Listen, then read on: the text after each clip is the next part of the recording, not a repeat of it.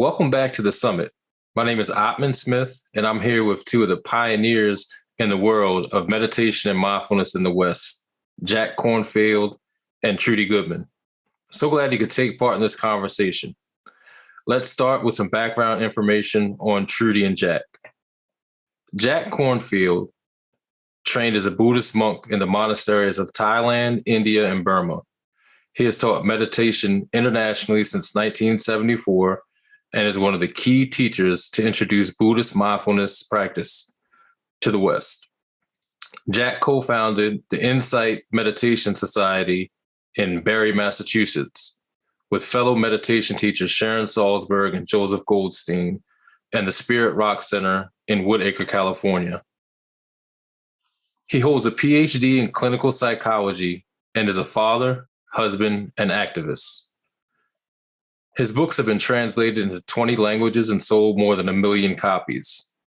They include A Wise Heart, A Guide to the Universal Teachings of Buddhist Psychology, A Path with Heart, A Guide Through the Perils and Promises of Spiritual Life, and his most recent book, No Time Like the Present, Finding Freedom, Love, and Joy Right Where You Are. Since 1974, Trudy Goodman has devoted much of her life to practicing Buddhist meditation with great Asian and Western teachers in the Zen and Theravada traditions.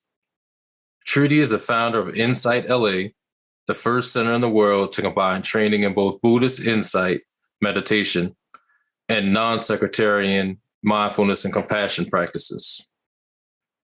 Trudy has trained a new generation of teachers, mindfulness humanitarians, who make mindfulness and meditation classes available for professional caregivers, social justice and environmental activists, first responders, teachers, and unsung individuals working on the front lines of suffering.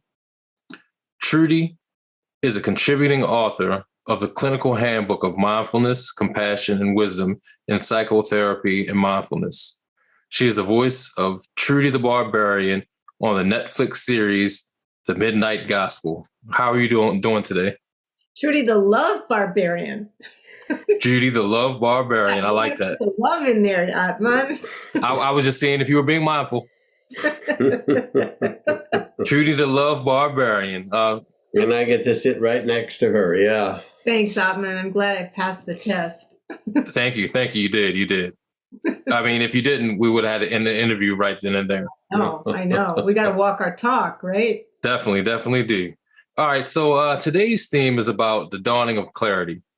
When we tap into our inherent wisdom and see things as they are.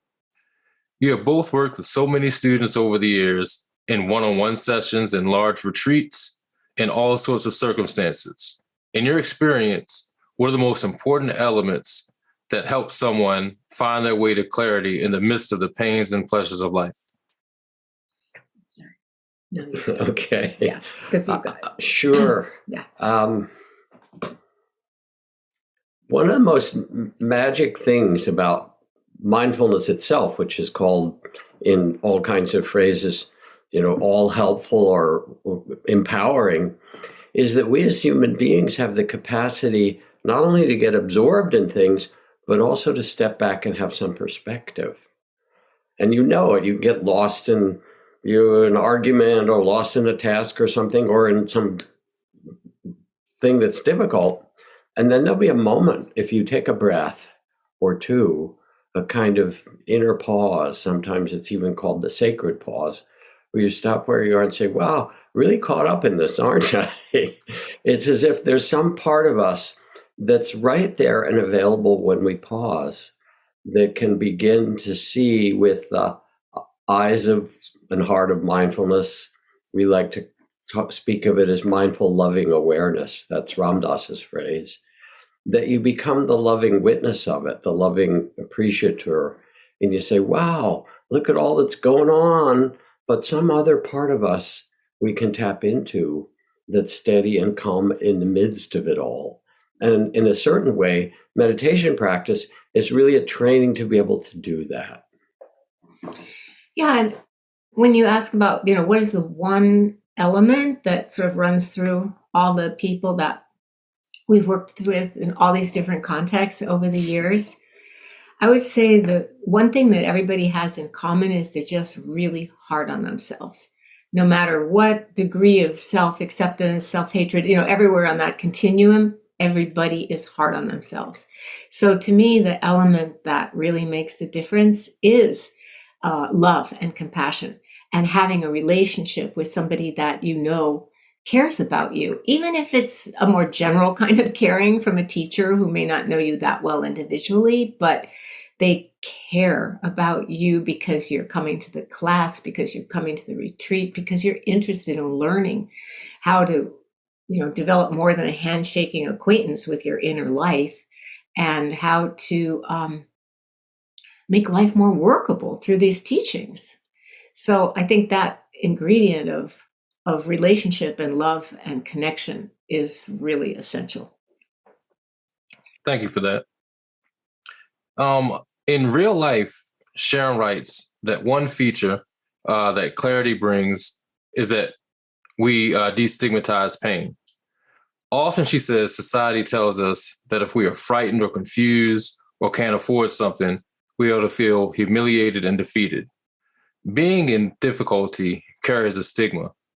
In fact, though it's just pain and difficulty, how is it that meditation practice helps us see pain simply as pain? You want me to start? Yeah. Yeah. There's a bunch of ways, Atman, that I feel like the meditation helps us do that. The first one is really the classical teachings of the Buddha, and that's where the mindfulness comes from. And the foundation of that teaching is that basically suffering is not our fault, that suffering is part of life, that everybody has ups and downs, they win, they lose, they have pleasure, they have pain. And so that first essential teaching takes us off the hook of feeling like somehow it's because we, I don't know, are in the wrong job or the wrong body or picked the wrong partner or, made some fundamental mistake in our lives. So that teaching of understanding what actually causes pain, it's not because it's not our fault. It's because of how we relate to the pain. And that's where the meditation really, really helps, because it shows us how we can, instead of seeing it as this big block, pain, failure, defeat, whatever it might be, we learn how to sort of take it apart and deconstruct it and see, okay, what is really happening here? There's tension in the body. We bring it back to the body, and to explore just very, very mindfully and attentively what's happening in the body. And it's not this monolithic thing. When we look at it that way, we can see it's different sensations coming and going, different thoughts about it arising and passing away. It's like Jack was saying, we can step back and create some space all around it. And in that space, it can heal and change. Thank you for that. I'm thinking about Vivek Murthy, who is the Surgeon General of the U.S. and very much devoted to mindfulness practice and a bit of a friend. And he said one of the things that is happening is that the majority, more than half of what goes through the doors of our clinics and hospitals for medical treatment is actually caused by emotional pain. So this is another dimension, as Trudy's talking about, of how we can learn to be with both physical pain, but also the kind of heartbreak or grief or stress or all of those things that no one teaches us how to become spacious, as Trudy talked about, how to rest in our body and soften. So instead it gets somaticized, or it gets turned into, in some way, physical illness. So there's a deep healing and well-being wherever we are in life. And there are people who have, very successful outward lives, but still live with a lot of angst and pain. And to be able to bring a loving awareness to the body and to the emotions and the things that we carry with a kind of compassion changes everything. in our bodies and in our spirit and in the way we live in the world. Yeah, one thing I've seen in the communities that we work with, we work with, we focused in Baltimore and like a lot of the underserved communities where there are, a lot of trauma and a lot of undiagnosed trauma at that, and let alone like people who are actually getting treated for their trauma. And, one thing I've noticed, and I guess science has noticed also, is that, when people have these adverse childhood experiences, their health, they may have heart problems or, higher cholesterol or, other stress related diseases as they get older. And I think that one of the beauties of neuroscience now is the fact that meditation and these contemplative practices can help alleviate the trauma that is stored in the body, stored in the mind, and help actually make a physical change from something that went on with people, and they're holding on to it mentally, and like I said, they are also holding on to it physically too, because trauma does get stored in the body.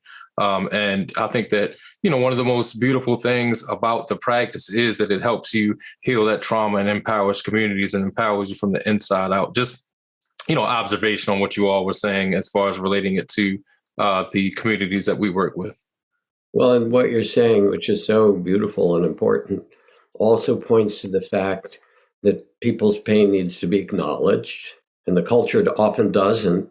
And often they need to tell their stories. And I know this from leading retreats for vets or leading retreats for kids coming out of, gangs or things like that.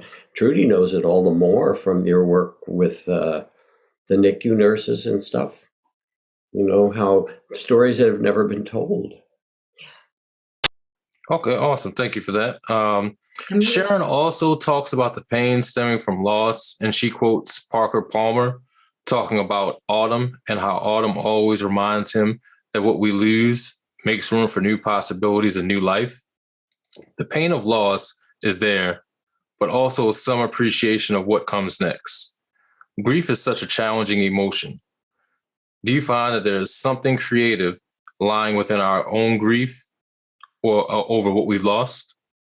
Well, I've just done a lot of grieving this past year, Atman. I lost some amazing activists, humanitarian, beloved friends, and my younger brother, who just wasn't supposed to skip the line and die first, but he went ahead and did that, and very suddenly, and just a lot of loss. So I've been immersed in grief for a year, and I feel like I'm coming out of it now. But what I can see is that there's a couple things. The first one is that it is really important to just let yourself feel that sadness and that grief, to feel it. And, it's so painful, but it's worse if you sort of sidestep it because it comes out in if onlys and guilt and regrets and all these things that I call crooked grief. They're actually more painful than just letting yourself feel sad. And what comes out of that, letting yourself just feel sad, is a kind of almost sweetness, because then I appreciate more the people who are around me and who are alive. Like my sister, for example, we're really different. But I noticed that since my brother died, I've been appreciating her so much more. And that's changing our relationship because she feels it, right? We all feel it. We have sonar for that. So one of the things that can come out of grief is just appreciating the living and appreciating what's here, in the understanding that, wow, we could lose it. And we don't like to think about that, but it's part of life. So, yeah. And I guess the other thing is that the grief is a tribute to how much love we've had. In spite of all our differences, I really love my brother, and the grief I feel for all my friends who are gone this year is a tribute to how very much I love them. But there's another kind of grief too, which comes from insight when you see certain things. And I think I know the past years, I and many white people have experienced a lot of grief, really looking hard at the history of dominance in our culture and what's happening, the racism, and coming to terms with that in ourselves. And as we get more insight and awareness and truth telling and honesty about that, there's grief. But I feel like that kind of grief that comes when you have insight, that too, it's like a necessary part of healing. And it just will lead us to more of a sense of safety and belonging in our life, in our bodies, in our world. Yeah. I think about our colleague and dear friend, Joanna Macy, who's a wonderful Buddhist teacher. And she describes much of her work as despair and empowerment work. Because part of the grief that Trudy's also pointing to is the grief about climate change or loss of species, or continuing warfare and racism in a world. This is born in the human heart. And once we allow ourselves to feel that rather than turning away, Joanna has these beautiful practices to say, all right, now that you feel this, you become the bodhisattva, the one who's the carrier of wisdom, because you've let your heart be broken and it gets broken open. And then it says, all right, then how can I make a difference? And there's a kind of inspiration when you realize that you're not afraid of it, but that it's actually put in your hands to say, now it's your turn to make a difference in this world. And it's a beautiful thing. And people think that meditation is more of a kind of quiet, individual, calm yourself, lower your stress. In Zen, they say there are only two things. You sit and you sweep the garden. And it doesn't matter how big the garden is. You quiet the mind, and tend the heart and let yourself open to the world, to the 10,000 joys and sorrows of your life, your tears and the beauty. And then you get up and you tend the garden of the world with that same presence. And so they really go hand in hand. Yeah, it's kind of like taking your practice like off the mat and actually into your life. And, our teacher used to always say, like, these contemplative practices, it's not something that you do, it's something that you are, which, makes it easier to go out in life and actually, be the practice or be the love that, you're trying to tap into when you try to do contemplative practices or meditate or, stuff like that. Thank you for sharing that. Yeah. And there's some way in which then we can feel overwhelmed, like all of them are too big and it's too much. And that's a way of kind of, again, collapsing inwardly. But there's another way of feeling as an empowerment that you are given the ability to reach out your hand and mend something in this world, tend something, make it more beautiful. And if everybody can own and feel that they have that capacity to touch what they can touch and mend what they can, it changes everything around us. And it's a way to cope with grief too. We can see this with people the parents who've lost sons who've been shot by the police and daughters and so on, making vows, we're going to do whatever we can to make sure this doesn't happen to somebody else. So that sense of just what Jack is talking about, the empowerment to take some kind of action, do one good thing that might prevent whatever tragedy has befallen to happen to somebody else, is also really healing. Kind of like a lot of the famous activists through the years have always said, be that change that you want to see in the world. I know that's one thing that, me and my partners did when we created Holistic Life Foundation. We saw a lot of suffering going on in the world. And a lot of people not really, it didn't look like they really cared about the people in, most underserved communities. And, we didn't have a lot of money to, invest into our communities. But one thing we did have was the science of yoga and contemplative practices. And, that is how we kind of alleviated a lot of the trauma and stress that these people faced in life, and, ways to help them kind of be able to respond to life or death situations instead of just reacting and, usually choosing, make the wrong decisions. So, I think that, these practices definitely can aid in, whatever people are going through. And, we also saw like the disparity in the educational system. So besides the yoga, we try to help tutor our kids in our community and, help expose them to enrichment activities that they wouldn't be exposed to in school. And, I think that, making the change that way and just not sitting in my corner being upset and pointing my finger at what's wrong and the system is messed up, actually being that change, I actually see us making, it started off small, but now we're making systematic changing, instead of kids having detentions, having rooms in schools where, kids can go to kind of get empowered and recenter themselves and, achieve at a high level. And, they've basically gotten rid of detentions and in-school suspensions in schools. And, I think that, yeah, it's all about seeing what you want to do in this life and try to be that change in whatever means that you have actually doing it.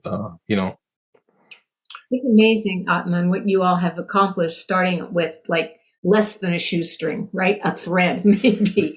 Definitely. And now in all the Baltimore schools, you have these mindful moment rooms instead of detentions where kids can do the practices that you've taught them and other kids are supporting them and teaching them as well. When I read that in your book, I was just like, whoa, I know how far you've come. I remember when you started out. We've been around for a long time. Definitely. I appreciate that. Yeah, you've done, it's amazing what you've all done. And Thank you. using these practices. Yeah. And part of the beauty also is that you come from the community, so if they would say, well, it's my bad luck to be born here or to be in this, or it's all too oppressive. And then they look and you say, wait, he came from down the street. You represent something that I think is tremendously beautiful. And in a way, it's kind of how the best of spiritual practice gets, and transformative practice. Suzuki Roshi said it goes from warm hand to warm hand. That you found it in yourself. And then you were able to hold the hand over, connect with this other young person, and they go, oh yeah, I guess it's possible. So it's wonderful what you've done. Thank you. And I think the most beautiful thing about it is to see them in turn, take their warm hand and give somebody else's warm hand and keep making that ripple spread further out. And, I think that's the only way that things will truly change is, passing that message of, being love, being of service, and having tools to kind of deal with the ups and downs of the human experience. Yeah, I think Toni Morrison said the purpose of freedom is to free someone else. So true. Trudy, in an article for Lions Roar magazine, you wrote that if you stick to the story of what happened to you and how bad it was, you suffer and struggle. But if you can step back and let the thoughts come and go, you find joy and presence. It can be pretty hard to step back like that in the middle of difficulty. What can help us do that when we're caught up in our storyline? First of all, I want to say it is so much easier to say that than to do it. It sounds good, doesn't it? Definitely. That's really an instruction that's more for meditation when you're meditating. But the reality is, if you have trauma and you are deeply suffering, it's super hard to step back from the story of what happened until you have actually paid attention and listened to the story of what happened. And I feel like the thing that makes that really possible, again, it's relationship, Atman. It's somebody who's willing to listen and care.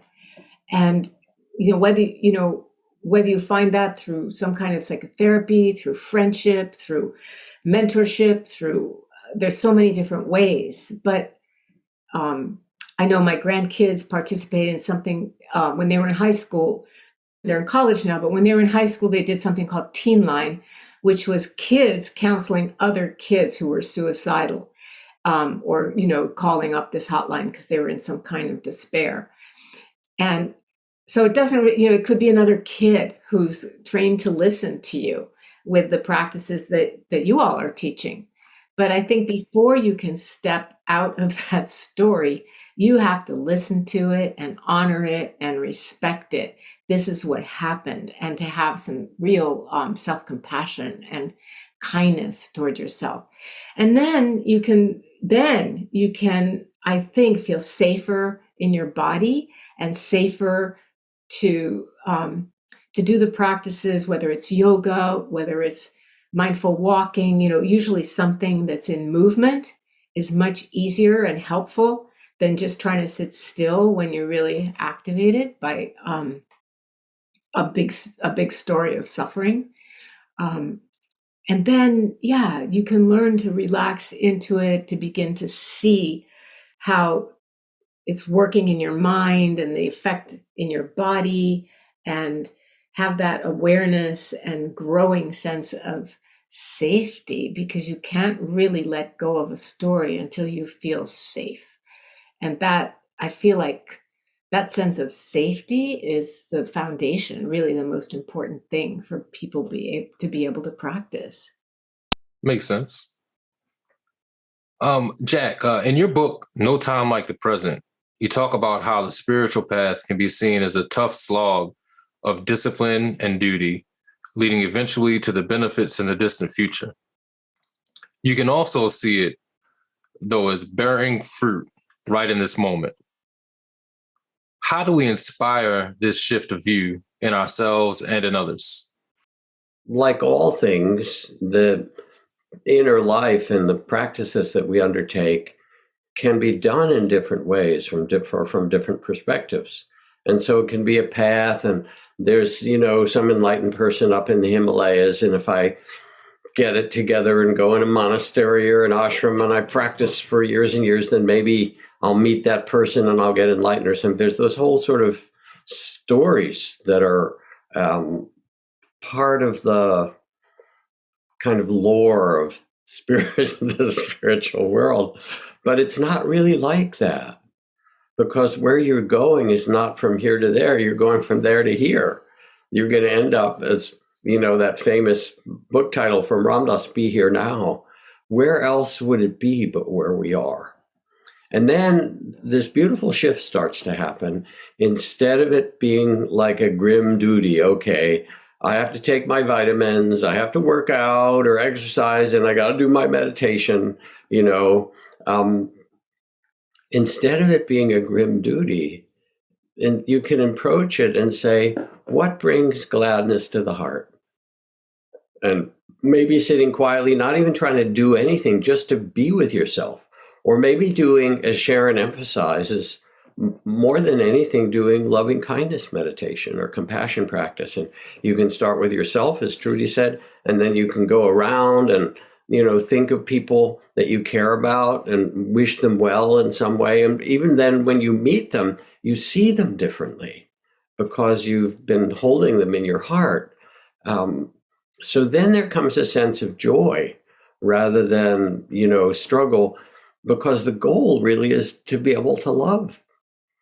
And even in the Buddhist text, the Buddha says, live in joy, in peace, even among the troubled. Live in joy and health, even among those who are sick. Live in joy, in love, even among those who hate. Hatred never ceases by hatred, but by love alone is healed. Those are the words from the Dhammapada, and they've inspired thousands of years of human beings.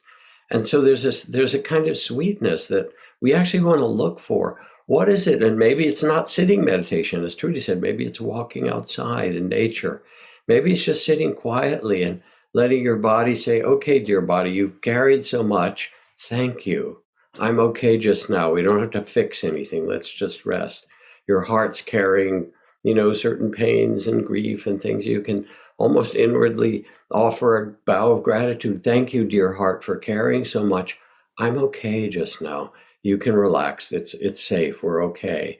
And you invite a sense of presence that has well-being in it and joy, and foster that in whatever way you can. There's a little passage from Laurie Chapman that I take as a meditation instruction where she says, "I'd like nothing more in the world than sitting on my ass doing nothing. And it's not my fault I have this attitude because I happen to have an amazingly comfortable ass. It may not look like much, but if you could sit on this baby for 2 minutes, you'd realize that getting up off this ass would be a crime against nature." All the spirit about it. It's not the grim duty, but it's, hey, we're here, and part of the invitation is the invitation to well-being and love. And I love that quote, that part from the Dhammapada that you quoted, Jack, because that invitation is actually a kind of permission to go with joy, even among those who are suffering.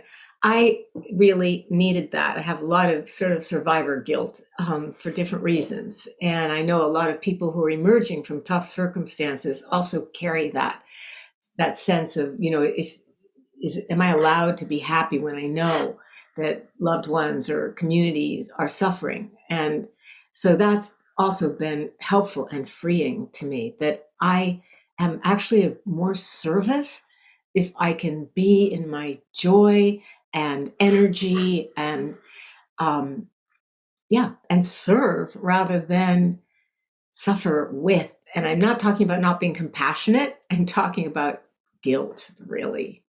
Just like I said, that survivor guilt. Thank you for that. So a feature of our work at Holistic Life Foundation is to bring love, to share love, and to be love. In the face of people feeling bad about themselves, we bring love. So like what you're talking about, like that, honestly, we were talking to Dr. Bessel van der Kolk about, the work that we do. And he was saying, yeah, man, you guys do a lot for kids. And, but you all do the main thing that helps heal trauma and, traumatized community. And we were like, yeah, what you mean? Is it the yoga? Is it the meditation? Is it the breath work? He was like, no, it's showing up and being love.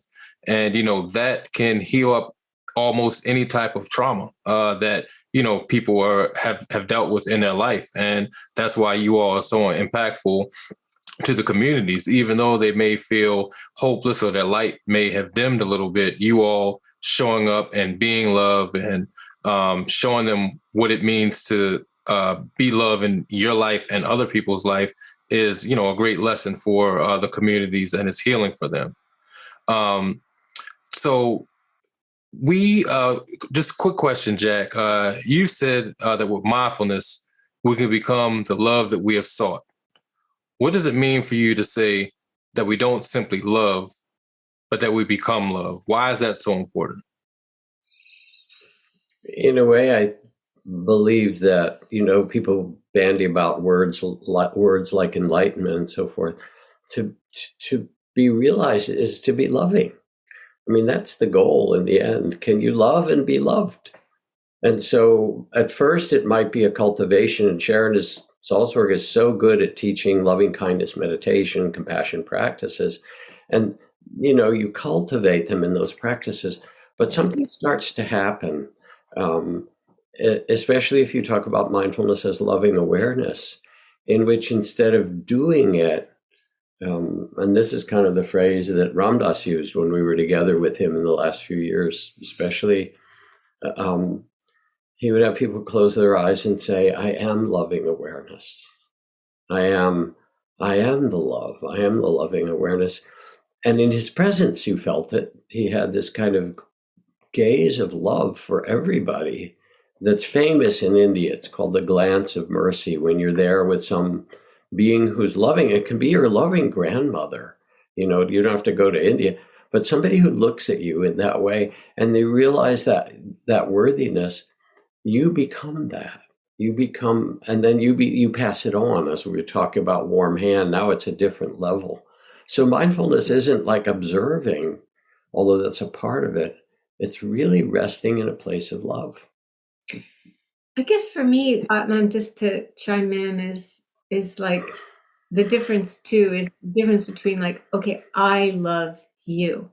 I over here love you over there. I'm pointing at you, Atman, for the people who can't see this. Whereas being love is like creating that field of being in the loving kindness. And Sharon was the pioneer in really bringing that forward in the meditation practice. And, you might be too young to remember, but I remember when all the focus was on sort of clear seeing and clarity, and love was considered, I don't know, kind of a second thing, like, sure, second class citizen. Love is nice, but that's about relationship and that's about personal stuff, not universal. So Sharon, really, I just want to give a huge shout out to Sharon for bringing that front and center at a time when her male colleagues were not particularly interested in doing that. But people responded, and then it became a thing. But back to your question, being love to me means being in it yourself and creating sort of that, I just keep thinking of the word field, but that space around you.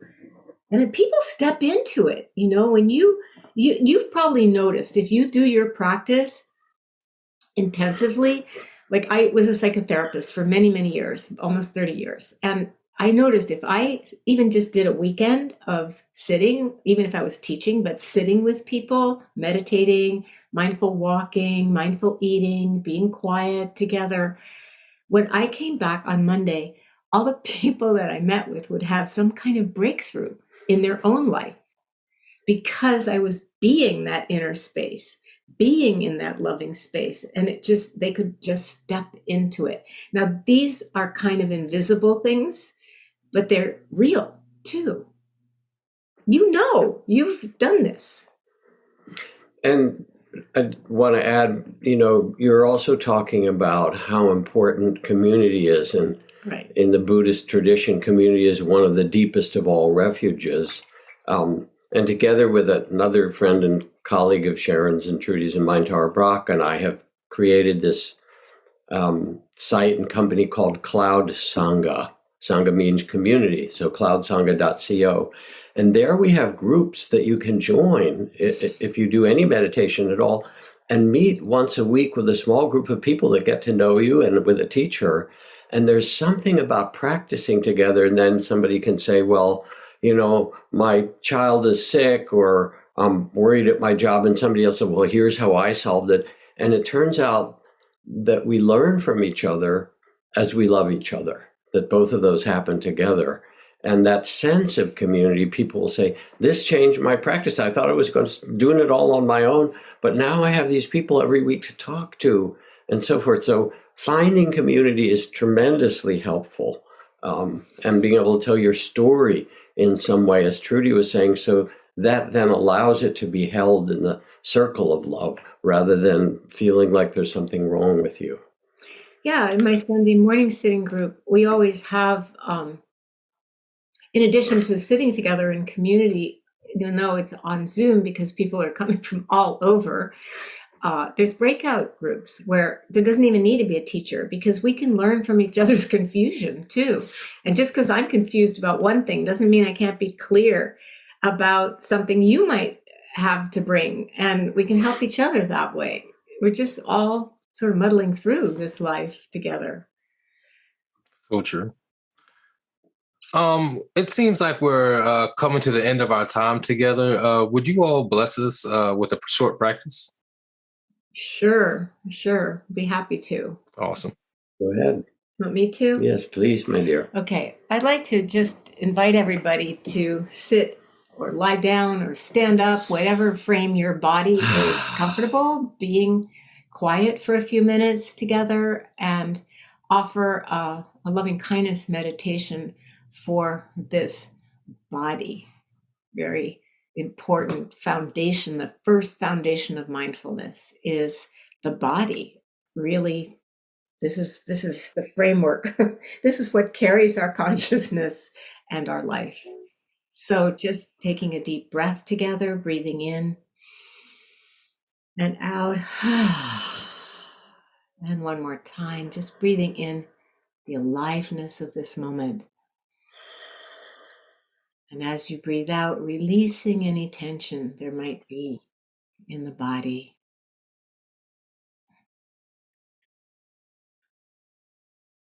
And just tune in to the actual felt experience of being in this body. The movement of the breath in the body, the dance of sensations that you feel sitting here and breathing together.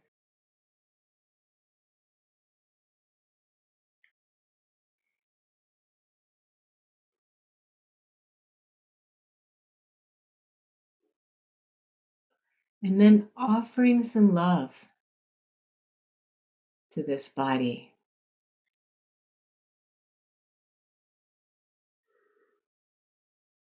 You can just repeat silently. May my body be happy and at ease.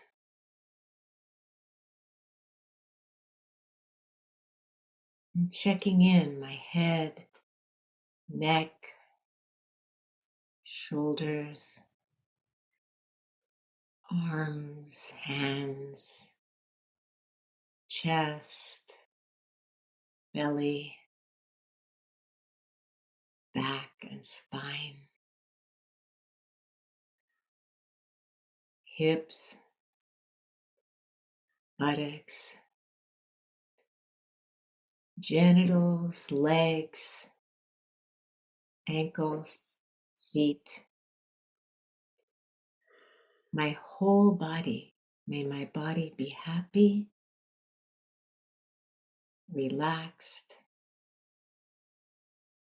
and at ease.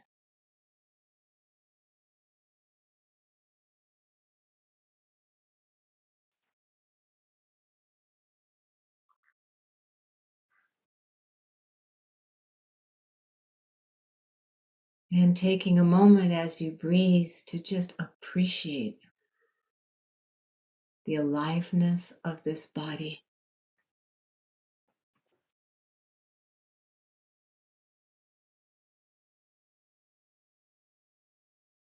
Shifting the body back just maybe an inch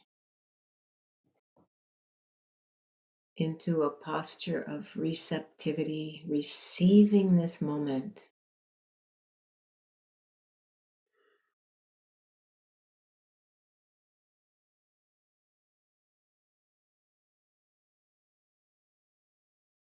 Receiving this breath.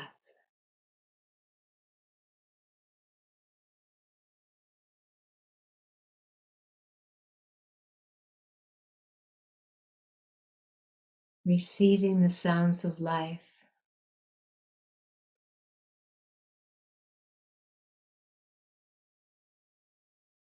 The stream of thoughts and emotions, and welcoming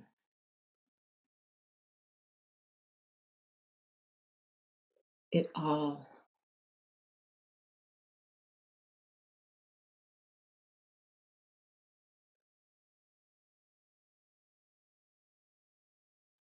Holding this body and mind and heart in loving awareness.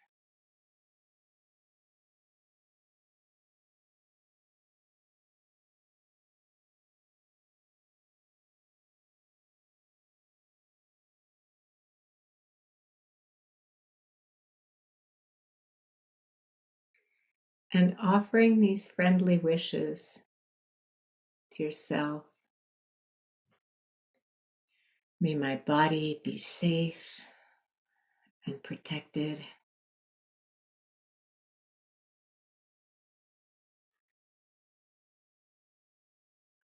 May my mind be peaceful and at ease.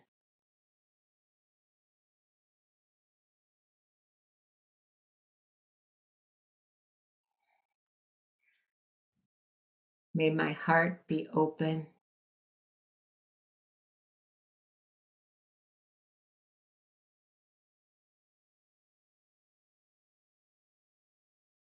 And may all beings live with the ease of an open heart.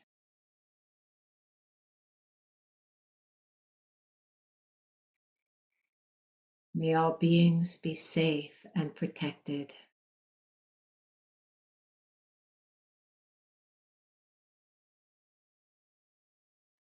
May we and all beings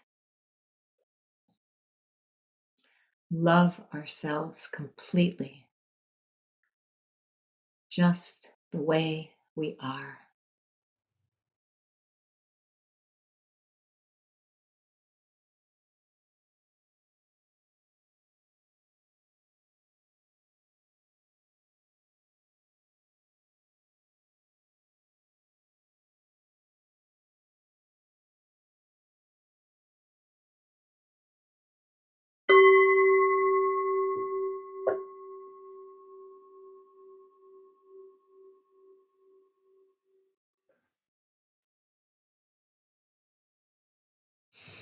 Thank you, everybody, for practicing with us, practicing together.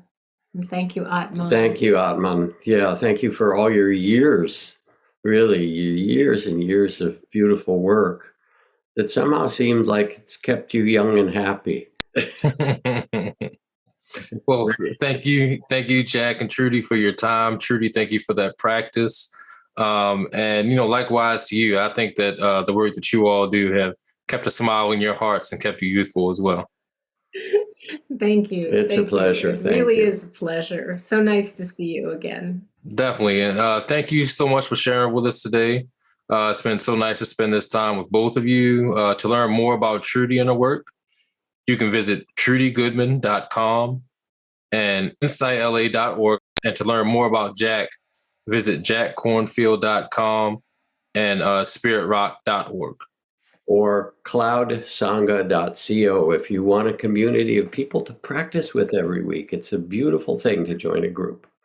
Thank you. That's beautiful, using technology in that way, man. Yeah, it's cool. All right, everybody. Thank you all for joining us, and have a great rest of your week.